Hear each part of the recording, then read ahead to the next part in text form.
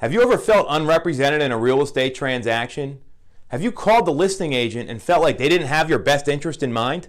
Check out the next episode of Tom's Take right now to learn exactly what your dual agency options are and the pros and cons of getting into that sort of relationship.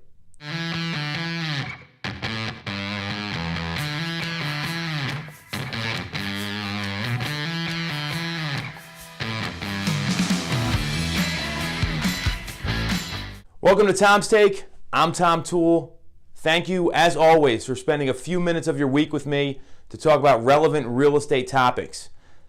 I want to go over dual agency with you and what that means specifically in Pennsylvania. So check your state laws on this stuff and what the potential conflicts are and what the options available to buyers and sellers are in today's current environment. So dual agency in Pennsylvania means that either the real estate firm or the broker you're working with is representing the buyer and seller, or the agent you are working with is representing both the buyer and the seller. So let's break that down. So the name of our firm, just to use an example, is RE/MAX Mainline. There's about 70 agents here. It happens relatively frequently that another agent at our firm will be representing the buyer or the seller in the transaction when we have the other side. That's a common thing, and there is no conflict of interest there because the buyer and the seller both have a separate agent representing them. It's no different than if they were working with another brokerage entirely. So that is one example of dual agency where there are no conflicts. Not a big deal. The second, and the controversial one is, let's say you hire me to list your home, and then the buyer calls me directly to go tour the property. I show it to them, then they want to buy it, and they want to make an offer. At that point, there's a conflict of interest, and that's where I could, and the key word is could, I could act as a dual agent and represent both the buyer and the seller. When you think about that, it's almost like calling your husband or your wife's divorce attorney to represent you. There's a major conflict of interest there. That's the other person you're negotiating with. They don't necessarily have your best interest in mind, and that can put you in a position where you're not feeling represented properly. And this is not to say I would do anything differently or any agent would do anything differently. It's about the consumer's comfort level. That is the key here, and I can't stress this enough. So obviously the cons to this latter dual agency relationship are you don't feel represented properly.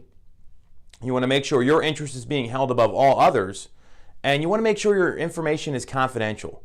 And the reason I hit on these things is that when you hire an agent in Pennsylvania, the duties of that agent are to keep all your information confidential, to make a continuous and good faith effort to find you a property or find a buyer for your property, to disclose to everyone they're representing you in the transaction.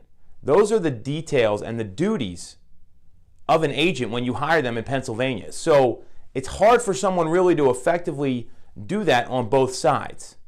So if you find yourself in that situation, what are your options? And that's a real concern. And the great thing about Pennsylvania is that we practice this at my firm and at our team, it's called designated agency. So let's play out that scenario again. You call on a listing, I'm working with the seller, you want to buy it, I show it to you, everything sounds great. At that point, I would then designate someone else to represent you, you being the buyer, in the transaction. One, because of my loyalty to the seller. Two, to give the buyer a clear understanding they have someone on their side. They have an advocate in the transaction that's going to be able to effectively represent their interest. So designated agency is the option here. And all this is found in the consumer notice. It details all the different types of agency relationships that exist. So if you're in a dual agency situation and you feel like you're not being represented properly, make that known to the people involved and request for a designated agent. Again, this applies in Pennsylvania. So there's a really easy solution here to what could be a very complex problem. And the reason for that is a lot of buyers work under the assumption that I'm going to get a better deal on the home if I call the listing agent.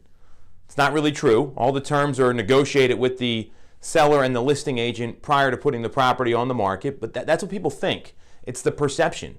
They feel like they may be able to beat the competition, and given today's low inventory levels and how competitive it is to buy a home, a lot of buyers feel that way, and they may go right to the listing agent. Again, I can't stress this enough. If you're a buyer and you're calling the listing agent, that's like calling your husband or your wife's divorce attorney. Don't do it. They don't have your best interest in mind. Bring in your own person, find someone that's going to be able to help you and really effectively represent you. Or if you want to go see the home, then you want to pursue it, that's the point where you can request a designated agency relationship within that firm.